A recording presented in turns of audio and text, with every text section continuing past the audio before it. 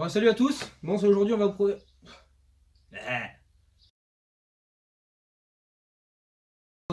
vous présenter le chariot TS1000 de chez Wavecraft que j'ai reçu récemment. Donc voilà, donc la bête elle arrive présentée comme ceci dans un bon carton. Donc voilà. Donc en dimension pliée comme ceci, une fois que vous l'avez tout monté tout ça, elle fait 61 cm par 80 par 52. Donc en espacement des roues, donc voilà, côté extérieur, on a un morceau on est un peu moins de 50 cm. Voilà, donc si vous avez un petit passage où passer, ça passe quand même relativement partout. Il est écrit qu'en mode chariot comme ceci, il peut porter 200 kg. Et en mode diable comme ça, on serait sur du 150 kg.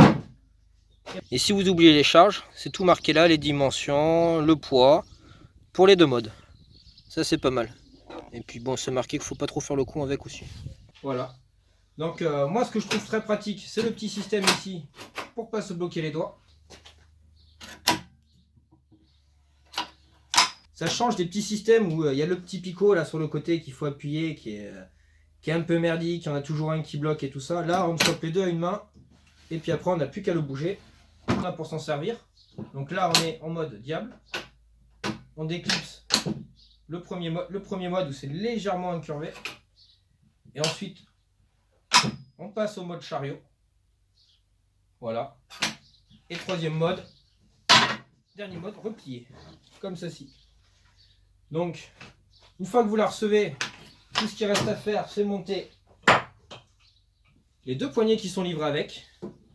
Donc de toute manière, on ne peut pas se tromper parce que les deux poignées sont complètement identiques. On met la poignée dans le trou. Voilà. On vient y mettre, donc il y a une vis mâle et une vis femelle.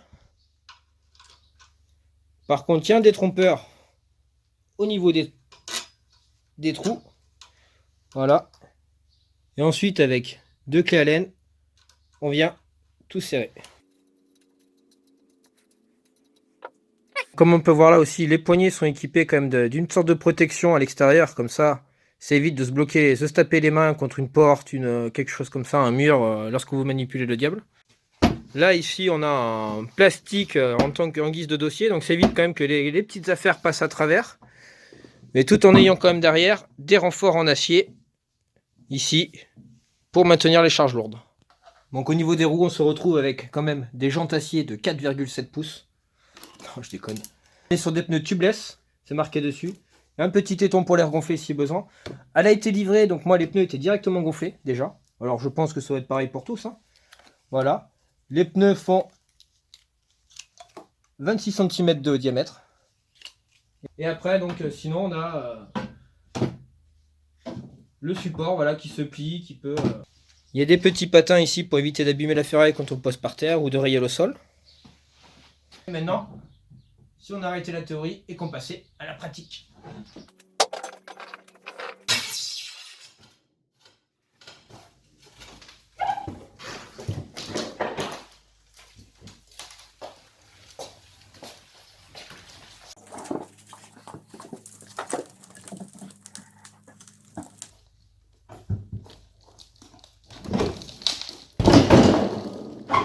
Maintenant on va tester dans l'herbe, voir comment ça se comporte.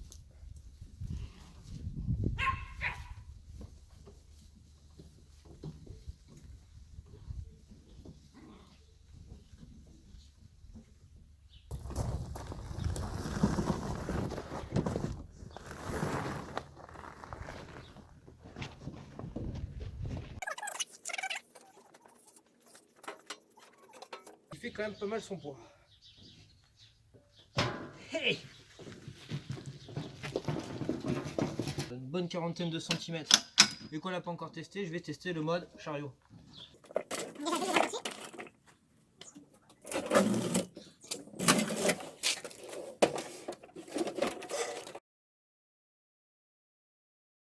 Ça ira beaucoup mieux.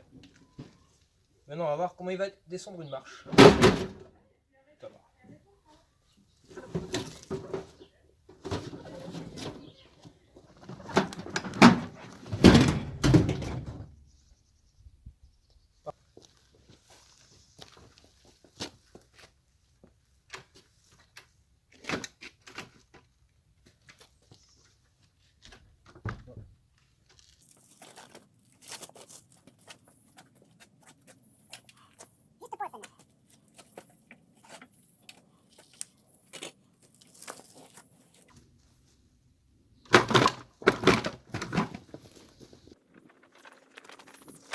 après le bois, on remarque qu'il est quand même assez sale. On va voir ce que ça donne si on le secoue.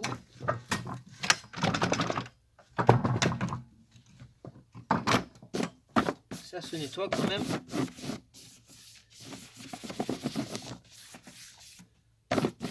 On a l'impression qu'il est comme neuf. Donc après, est-ce que je peux monter dessus? Pour conclure ce petit test, donc je ne vais pas vous dire que c'est plus maniable qu'un autre diable, c'est maniable comme tous les diables. L'avantage, bon, bah, c'est d'avoir des grosses roues, déjà, pour si vous avez besoin de rouler dans l'herbe, traverser des seuils de porte ou des escaliers, des trucs comme ça aide quand même pas mal. Voilà. Le petit truc là pour le bouger à une main, franchement, c'est un truc que j'adore. Et pouvoir le mettre en mode chariot, franchement, quand j'ai bougé mes bûches, ou même le lave-linge, c'était vraiment hyper pratique. Voilà ce que je peux en dire.